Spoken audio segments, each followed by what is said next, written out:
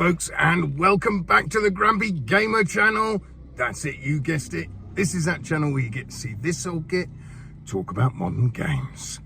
So for today's in-car comments, another just a quick video this morning. I spoke yesterday about the deal on the game Stilt. That's normally $15.99. It's down to £1.59. And I said for that sort of money, it was worth a shot and give it a try, even if I only played it once and didn't like it. Well, I'm able to report now that, yeah, it ended up being that way.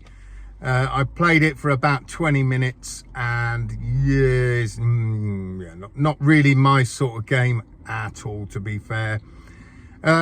Basically, you probably know you've got stilts on your hands. So it's a bit like being on crutches. That's the way I can explain it, apart from each crutch is like a really powerful pogo stick. So you play as this little creature. When you start, you can turn around and see yourself in the mirror, and it's like this little fuzzy ball of fluff with eyes and then two pogo sticks on the end of its weird arms. And literally what you do is you just bounce around on a platform level, and initially you're just collecting stamps. I don't know why it's stamps. I don't know what relevance that has in the game. Like I say, I've only played about 20 minutes of it, but that was pretty much enough for me. I just remember thinking to myself as I was playing, yeah, you know, I only get during the week about an hour a day to play. That's about it. At the weekends, I normally play for a good few hours each morning. I get up way earlier than anybody else, and I go down and I have a good few hours each morning to just play some great VR games. Well, so I only get, like I say, about an hour during the weekend and evening. So that time's precious to me, really. I want to be playing some great games. So of course, if I jump into a game that I'm trying for the first time, it doesn't take me long to realize, right, okay, is this worth continuing to play, or am I wasting my gaming time this evening? And that was the conclusion I came up with. It's like, nah, this isn't really doing it for me. I'm going to go and play something else. So will I play it again? Possibly not, actually. I mean, I'm not saying it's a bad game. Don't forget, this is only my opinion. There are people out there, I'm sure, that love it. But it's just too simplistic for me. The graphics are too simplistic. The music's too simplistic. The gameplay, I know it can get challenging. Apparently later on, can get quite challenging. But yeah, it's along the same lines. I was right. It felt very similar to the game. What's it called? Sky Climb. That I've spoken about. I think yesterday I spoke about it. It's got the same sort of feel as that, really. Cutesy graphics, cutesy music. I'm not into Nintendo at all.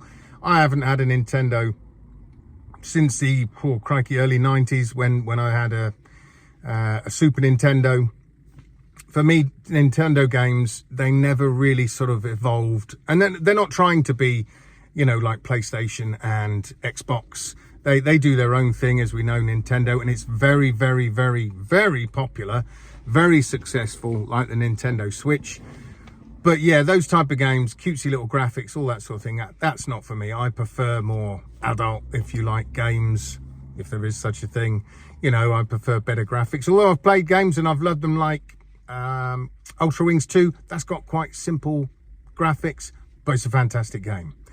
But yeah, so it feels very much like that sort of thing, just very cutesy and not much to it, really. So, but again, it was worth £1.59. Definitely worth a try for that sort of money. You know, you've hardly lost anything. Literally, a packet of crisps costs you £1.50 from a garage, so it's literally the price of a packet of crisps. So I'd still recommend it for people to try it for that money. Just be prepared that, you know, if you like games like Resident Evil games, you like games like GT7 and that sort of thing, you like your horror games and you like more in-depth games, then yeah, I wouldn't say this is one for you. However, it'd be great for kids. I'm sure young kids would love this. You know, obviously you're not really supposed to play VR until you're like 12, I think it is. But I think it's a great game for young kids. I think they'll have a lot of fun with it. It's sort of weird the way you spring. You have your hands down by your sides, and as you lift them up to then push down, you literally sink through the floor. So literally it feels like your head's just above the floor and your whole body's in the ground. And then you just fling your arms downwards and you bounce up. Like I say, I went around collecting some stamps, and then I just thought, yeah, time for me to go and play something else. So, which I did at the end of the day. But that's it. That's all I can really say about this game, to be honest. I can't really put a number on it because I've only played it for 20 minutes. I can't do a full review on it because it might get better later on, but it's just not for me. But I would recommend it, like I say, for that price. Anyway, folks, I hope you guys have a fantastic weekend. I hope if the weather's not great, you play some fantastic games.